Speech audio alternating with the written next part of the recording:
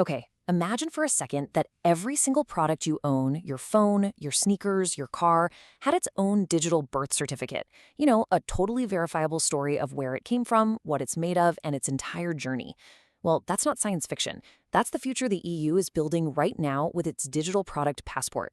And today, we are pulling back the curtain on the powerful technical engine that's making it all happen. So let's dive right in.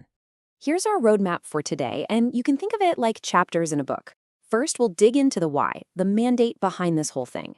Then, in Chapter 2, we're going to dissect the system's anatomy. After that, we'll follow the flow of data, and then we'll see how analytics brings that data to life.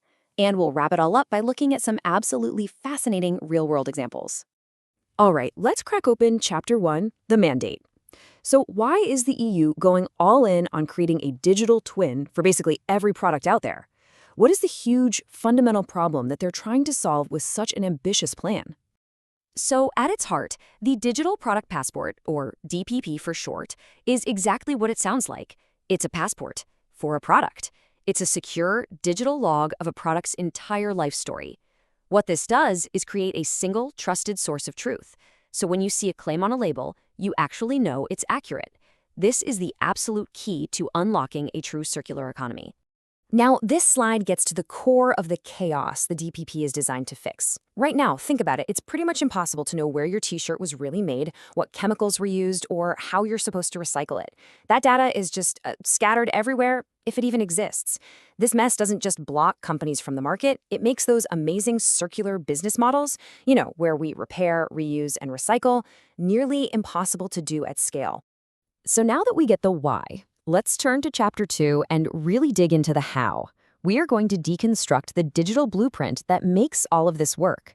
Think of this Digital Product Information System, or DPIS, as the powerful behind-the-scenes operating system that runs this entire passport network. And here it is, the 5 core layers of that operating system. The data layer is the bedrock, holding all that core information. Then you've got the digital identity layer, which is what connects the physical thing in your hand to its digital record with a simple scan of a QR code. The interoperability layer, that's the universal translator, making sure all the different systems can actually talk to each other. The governance layer is kind of like the bouncer at a club. It decides who gets in and who gets to see what data. And finally, the analytics layer, that's the brain, turning all that raw data into seriously powerful insights. Okay, so we've got the blueprint. But a blueprint is static, right? How does information actually move through this system? In Chapter 3, we're going to follow the dynamic flow of data, the very lifeblood that powers the DPP. To really get this, think of a traditional product lifecycle management system, a PLM, as a flip phone. Yeah, it's fine for the basics, like internal design specs. But a DPP integrated PLM, that's a smartphone. It's connected to the whole world, pulling in supplier info, sustainability data, and full traceability. It's a complete quantum leap in what it can do. So how does this integration actually work? Well, it boils down to a really clear 3-step process. First, the PLM core layer has the basic design data. Simple enough. Second, the traceability and compliance layer comes in and adds all that crucial outside information, like the carbon footprint. And third, the DPP publication layer packages it all up, translates it into the official DPP format, and then links it to that product's unique ID. Boom, done. Now you might be wondering, how does the EU make sure all these different systems from literally thousands of companies can actually talk to each other? Well, the answer is standards. The EU is fast-tracking a set of harmonized standards to create a single technical language for all DPPs, and the magic number is 8. Just 8 core standards finalized by 2026 are going to make this universal communication a reality. And what does that common language actually look like? Well, you can think of it like this. GS1 identifiers are like the unique street addresses for every single product in the digital world. Machine-readable formats like JSON LD, that's the common language that computers use to chat with each other. And APIs, well, they're the bridges that connect all these different systems together seamlessly. Okay, so we've built the system, the data is flowing, but just having a bunch of data isn't the point, right? So in Chapter 4, we're going to explore how the DPP goes from being just a record keeper to an intelligent tool that actually helps us make way smarter decisions. And this is where it gets really, really cool. This is where big data becomes more than a buzzword. We're talking about analyzing massive amounts of data from millions of products to spot patterns and insights you could just never see otherwise. Analytics is the brain of the DPP, turning it from a static, boring compliance checklist into a living, breathing, intelligent system that gives us real-time and even predictive insights.